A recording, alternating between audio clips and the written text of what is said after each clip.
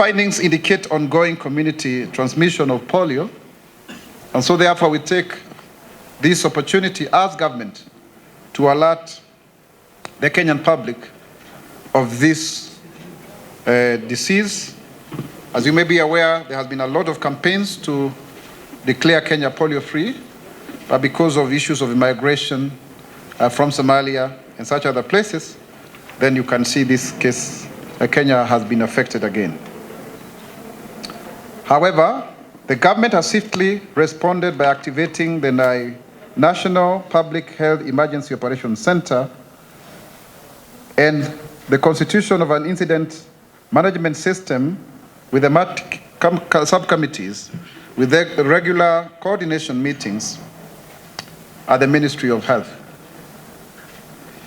In an effort to further fight this outbreak, the government has conducted 3 rounds of supplementary immunization activity, in brackets SIA, that's what they are known as, with 7,683,235 children already covered in the counties of Garissa, Kiambu, Nairobi, Kajiado, Mandera, Wajir, Garissa, Tana River, Kitui, Lamu, and Machakos counties. The third round, targeting the high-risk counties of Mandera, Wajir, and Garissa, which have been postponed in the past following disruption of destruction of infrastructure by the El Nino rains, have now resumed this week, targeting 993,458 children. We don't want our children to get this disease, and as you know very well, polio leads to disability. And this is a way to ensure that we reduce this. In fact, majority of a good number of persons with disabilities, especially those who are physically disabled, are as a result of actually polio. So it's a very important campaign. We have also enhanced surveillance at the national and county levels, and currently the government is doing collection of environmental samples twice a month in Garissa County, cross-border surveillance in border counties, and training on integrated disease surveillance and response in the counties that we have mentioned, so that this cannot be escalated. Secondly, on the issue of Rift Valley fever outbreak, the government has received a confirmed report of RVF in North Hall, Marsabit County, with ongoing investigations to identify additional cases and assess the extent of the outbreak. The outbreak is attributed to the recent El Nino rains, which led to a surge in mosquito population, thus an increased transmission of vector-borne diseases. All counties, therefore, are now put on very high alert for potential spread of this disease. As you know very well, this affects our livestock a lot. The public is further advised to avoid handling and consumption of uninspected meat, to use protective equipment when handling animal births, discard animal stillbirths, and carcasses should be disposed of immediately. Individuals experiencing a fever are advised to visit the nearest health facility for assessment. The government has also distributed over 1.2 million insecticide-treated mosquito nets across the country, and members of the public are advised to use them. As you may be aware, we distributed quite a bit of these mosquito nets during the El Nino emergency, many of them. The Ministry of Health, under the Directorate of Veterinary Services and the county governments, we are working closely to monitor the situation and enhance disease surveillance. The third outbreak is on the red eye disease in the coastal regions, and we have the report as follows. The government takes note of the outbreak of the red eye disease in the coastal region, specifically in the counties of Mombasa, Lamu, and Malindi. Few cases have also been reported in other parts of the country, 1 in Kisii and 3 in Nairobi County. The disease is spread by touching eyes of infected persons or contaminated surfaces, then one touching their eyes.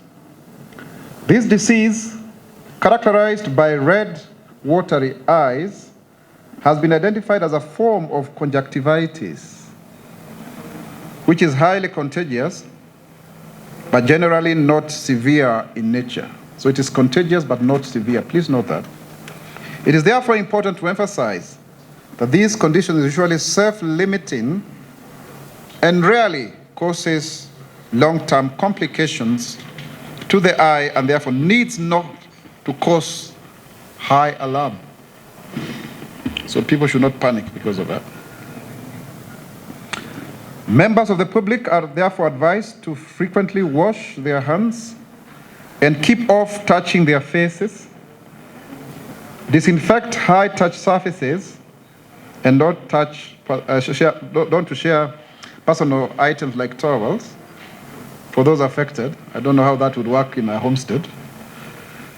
They are self-advised to self-isolate to reduce spread. So don't use your towels. I think that, I don't know, should apply also to a husband and wife. Those with mild symptoms are advised to use a wet face towel over their eyes,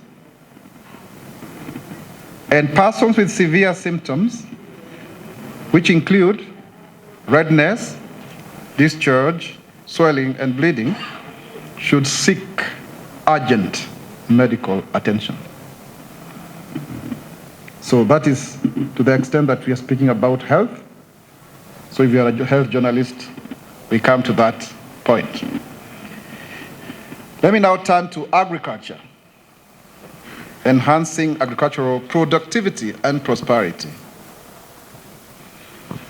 Our country's GDP growth last year was majorly supported by a rebound of agricultural activities that had earlier contracted because of the long drought season. And you know, people mocked us when we were praying for rains. God heard our prayers. The Kenya Kwanza administration continues with our intentional subsidization of production against consumption. Additionally, we are working on the guaranteed minimum return as promised in our manifesto by supporting our farmers through giving them access to affordable credit. Affordable credit. And let me go straight into that because it's a key issue. On the issue of the agricultural finance corporation, there has been a misunderstanding when it comes to reporting by the media. And so I would like to take this opportunity to actually state as follows. Is that currently the Agriculture Finance Corporation has an annual revolving loan capacity of 4 billion. There's a fund there. The fund is 4 billion. But the demand from the farmers is 15 billion. Okay? So there's a shortfall of over 10 billion in terms of unfinanced applications. In order to mitigate this funding gap, His Excellency the President William Ruto has directed that AFC be allocated 10 billion shillings in the medium-term budget in order to finance the priority value chains identified in the Better Plan. This will ensure that Kenyan farmers get access to affordable loans which are 7% cheaper than the commercial loans, further having a positive impact to the economy by lowering the cost of living and creating more jobs and earnings in foreign currency through the exchange of agricultural produce.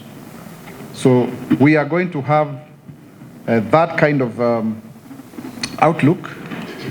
And so therefore, I would want to really call upon Kenyans to understand that the monies available for this kind of endeavor is only 4 billion. But then the president has now issued a directive that then will culminate in a situation where those who hadn't gotten money will be able now to get the monies. So we hope that then most of the farmers who have applied at AFC, they will be able to be helped, but it will take some time. It's also good to say that. Now let me turn this conversation to fertilizer distribution. I am glad to report to fellow Kenyans that the government has already imported 100,000 metric tons of fertilizer, and in the next 2 weeks, the government will be able to distribute over 1 million bags of fertilizer, and already 45 lorries or trucks loads have been flagged in Mombasa, and also others are going to be flagged today in Bungoma as we speak. So in readiness for the planting season, the government is distributing subsidized fertilizer for the long rains season and to registered farmers, please note, at Kenya shillings 2,500 per bag. So if you're a farmer out there and you need to benefit, please go and register. These distributions started last Saturday, 27th January, with a consignment of 240,000 bags of NPK 23-23-0 being dispatched to the NCPB depots and other distribution centers. As of today, over 32,420 bags have been delivered to early planting counties of Narok, Nakuru, Bomet, Migori, Kisii, and Nyamira. So if you're a farmer, you have a hustler farmer from there, that is a place you need to look at. The short rains subsidized fertilizer was distributed from 1st August 2023 to 26th of January 2024. So that fertilizer that was given out was about 4.5 million bags, and combined with that for the long rains was 2.3 million, but in total it was 4.5 million bags as of then, and we were actually able to increase the number of bags produced for this country to actually from 40 million bags to 61 million, an increase of 21 million. Every year, the Kenya National Bureau of Statistics has been able to project that we need 4 million bags of maize every year, and we are trying to increase that by 2027, so that our production should be actually to 72 million bags by that time, so that unga can be cheaper. So that should be on the record. So let me proceed. The short rain subsidized fertilizer was distributed from 1st of August to 26th of January 2024 through the e-voucher system. And the exact figure is as follows actually, is 2,445,097. So just adjust that one from 2.3 to 2,445,097. That was actually sold to farmers. And that whole consignment was valued at 6 billion and 170 million. And the total number of farmers that were served during the short train period was 449,191. 449,191, but including the ones that were served earlier on, the figures, of course, have actually gone up.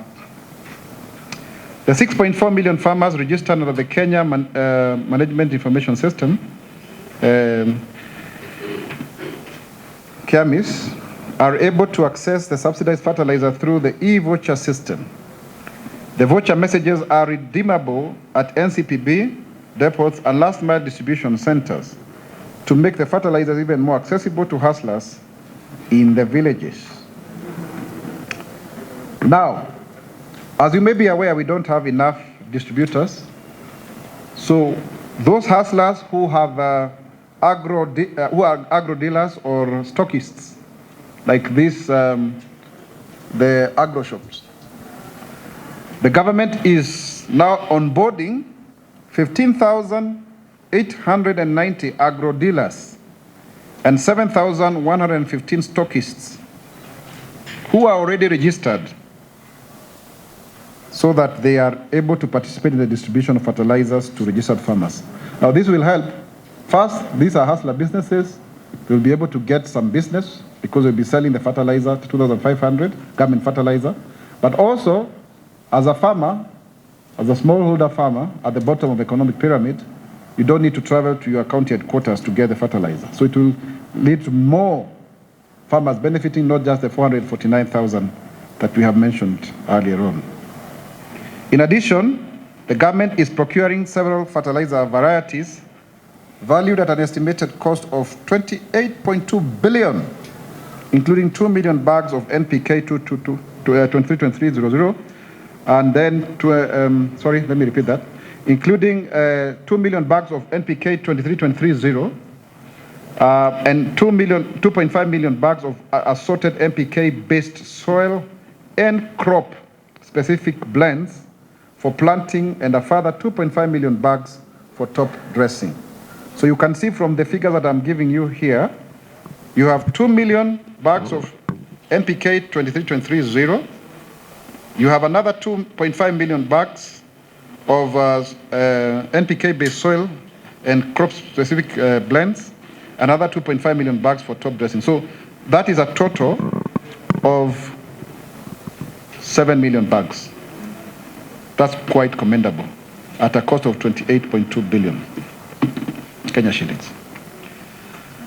When it comes to sugarcane, or the sugar sector, in the government's further commitment to sugarcane farmers, especially in the western region, Belt Belt, and even coastal region, and other places, the government is set to pay arrears owed to sugarcane farmers to the tune of 1.33 billion shillings beginning today. These payments will be done through an e-voucher payable to 17,330 hustler farmers and their well-structured farmer cooperative societies. For example, the farmers under the Zoia Sugar company will get 213 million to actually distribute amongst themselves. Chemelil Sugar, 182 million, 713,596, and Muhoroni Sugar, 250 million, 176, and so the Sony Sugar will get 684 million, 084. So it's very clear. Chemelil, Zoia, Sony, all the farmers under that, you have your money ready. Then we come to edible oil value chain. The government has also imported 21 metric tons of sunflower seeds from Zambia, costing 250 million, to be distributed free to farmers as our key commitment to the edible oil value chain. As you may be aware, we have 9 value chains that we are focusing on as this administration. So there is sugar value chain, there is a tea value chain, there is pyrethrum, there is cotton. In fact, we are getting a lot of seeds for free from Togo. So all of them, but now this is edible oil in places like Homa Bay. In fact, the champion for this is the governor of Homa Bay. And so this will in turn reduce the cost of cooking oil by reducing our edible oil imports, which is the second biggest import to our country after petroleum, despite our potential to produce enough and even export the surplus. As you may be aware, this is a 25 billion shillings industry. The food that we import in this country in a year is over 500 billion. Rice, cooking oil or edible oil, including maize. And that is what we want to do that. Because if you cannot feed yourself, you cannot be independent. For example, rice, we want to increase, because we only produce 18% of the rice that we consume.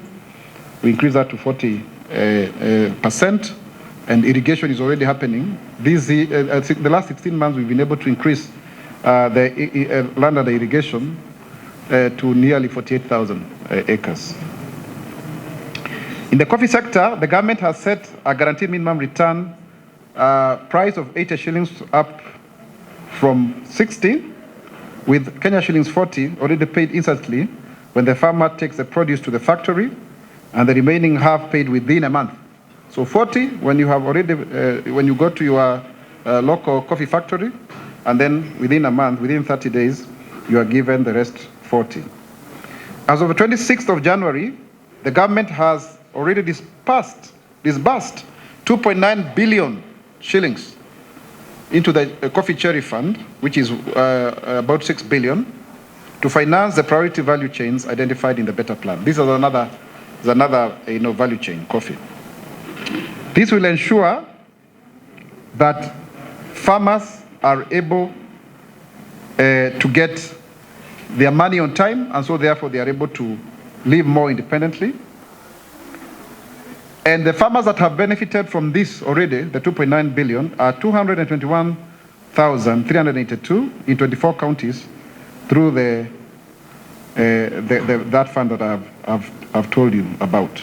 So you can see the government has really done a lot, continues to do a lot, and we really welcome our Kenyans to understand this. In conclusion, the Kenya Kwanza administration is actively addressing the current challenges of health outbreaks and agricultural development, and our coordinated response to these outbreaks through the whole of government approach reflects our commitment to safeguarding public health.